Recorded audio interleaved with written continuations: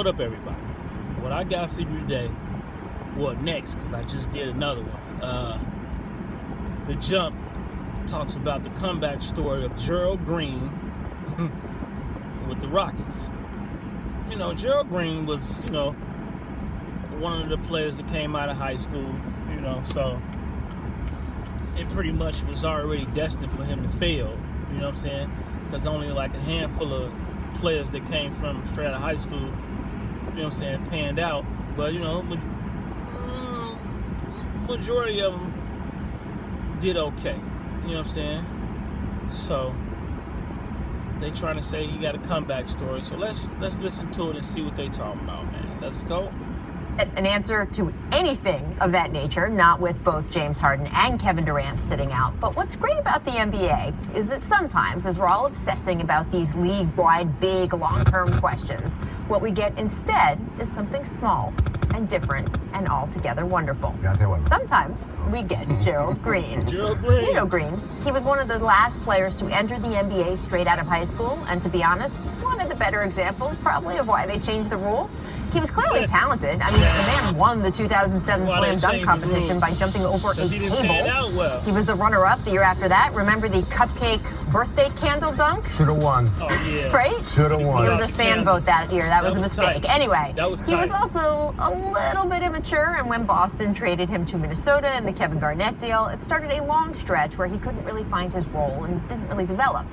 He bounced from the Wolves to the Rockets, to the Mavericks, then over to Russia, then China, then the D-League, then the Nets, then the Pacers, then the Suns, where it looked like he might finally settle, but no, he'd have stints with the Heat and the Celtics again before getting cut by Milwaukee in training camp this fall. Happy days. And then nothing. Seemed like Gerald Green was done playing pro ball. I mean, he told our Tim McMahon that for the past 2.5 months, his only hooping has been playing pickup in his driveway with his Rottweiler. And he might have stayed there in that driveway if the Rockets hadn't had so many injuries this month, or if Daryl Morey hadn't been part of that Boston front office that initially drafted him all those years ago, or if he didn't have an off-court friendship with James Harden, who vouched for him this time. But all of that happened, and that is how Green ended up on that court last night, dropping 29 points. Just one night after scoring 27 against Orlando. Green was more lethal from three last night than Steph Curry. And by the end of the game, he's basically getting triple teamed here.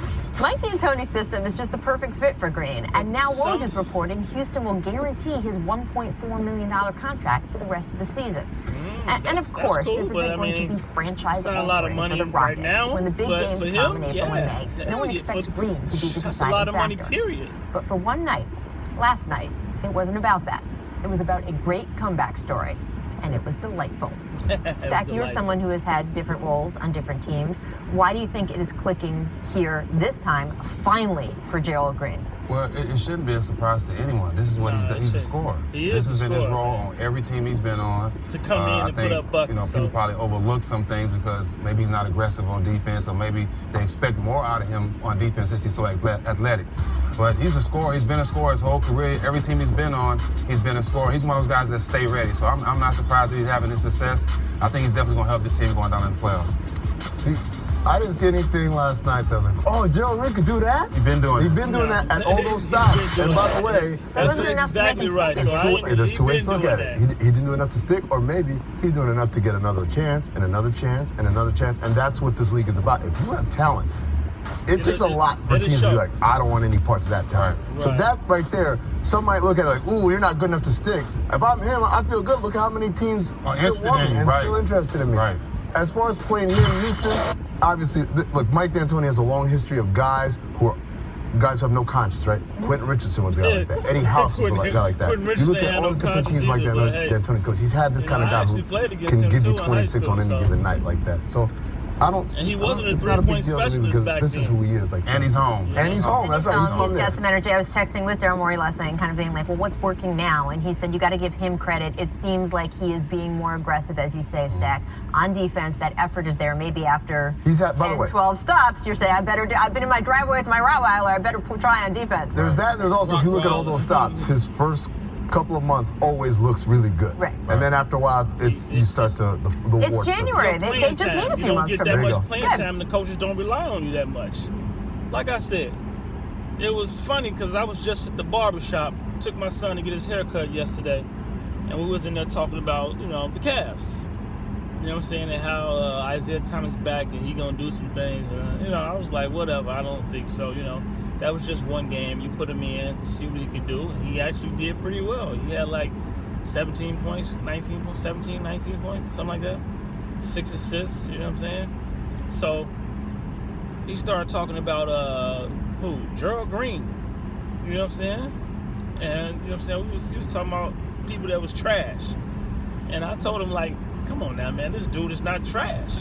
If he came out and played in one of our leagues, a rec league, he'll kill anybody in the NBA that you think is trash. You're like, nah, this dude is trash. I said, you ain't see him the other night? Well, he had like 29 points. He went off. He does that. He can score. You know what I'm saying? When he was in Miami, he had a little scoring streak too over there, That's what he do. He come in and he scored. But I tell you that anybody can flourish if they're in the right system. And sometimes, like, coming off the bench and then the coach is saying go in and do your thing, you'll do well. And that's probably his role, and he can do it. So the coach told him, hey, come on the team, do this, do that. While he's out there, he's free. He should be able to do that. So I wasn't surprised at him having that many points. And he's very athletic. He can dunk, jump, so I'm pretty sure he's going to have some more big games, if you know what I'm saying, they keep playing him. But as time goes, the coaches tend to not want to, you know what I'm saying, just throw players in. So his minutes going to diminish, you know what I'm saying, then you probably won't hear from him again. So this story is not really, you know what I'm saying, a comeback story, because I know he can play. I know he could do some things. So you tell me what you think about Gerald Green down in the comments down below. All right, man. I'm out. Peace.